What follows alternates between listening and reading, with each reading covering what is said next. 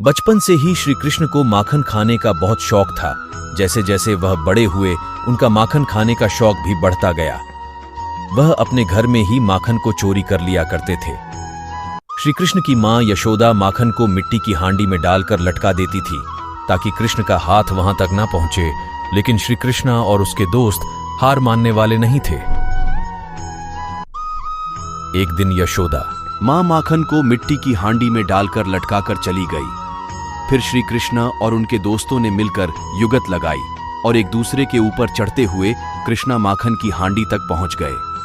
उन्होंने माखन की हांडी तोड़ दी और सारा माखन खा गए। सुदामा और श्री कृष्ण बचपन के मित्र थे और दोनों एक ही साथ शिक्षा लेते थे।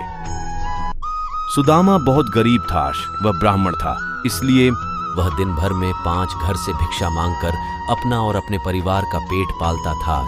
उसे जितना मिलता था उसी से गुजारा करता था, परंतु मिलने वाली भिक्षा उसके लिए पर्याप्त नहीं थी। उसका और उसके परिवार का पेट भी उससे करता नहीं था। इसी भिक्षा से अतिथि सत्कार भी हुआ करता था। सुदामा की पत्नी को यह मालूम था कि सुदामा और श्री कृष्ण दोनों मित्र हैं। श्री कृष्ण द्वारका के महाराजा है।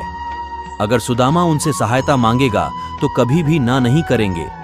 इसलिए सुदामा की पत्नी ने सुदामा को बहुत बार श्री कृष्ण के पास द्वारका जाने के लिए कहा, परंतु सुदामा हर बार मना कर देता था।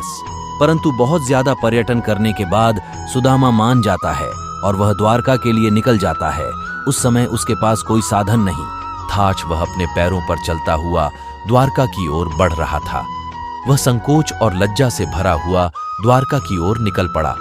काफी दूर चलने के बाद उसे रास्ते में एक बैलगाड़ी मिलती है जिस पर व्यापार के लिए खूब सारा माल लदा हुआ था।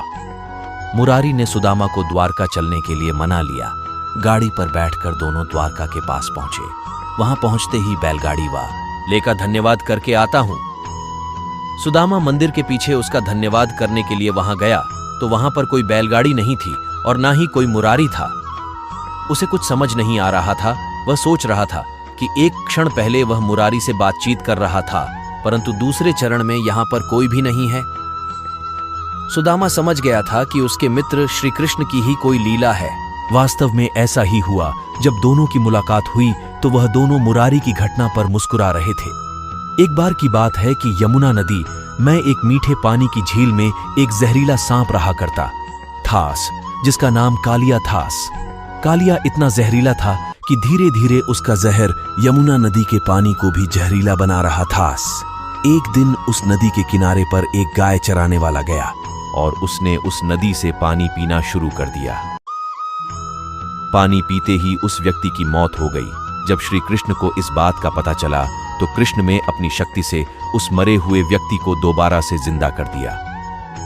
उसके बाद कृष्ण यमुना नदी में कूद गए और नदी की गहराई में जाने लगे। नदी की गहराई में गए तो वह जोर जोर से सांप को पुकारने लगे। उस समय कृष्ण को नदी में गए हुए काफी समय हो गया था। यह देखकर लोग चिंतित होने लगे और कुछ लोग तो वहां करने लगे थे।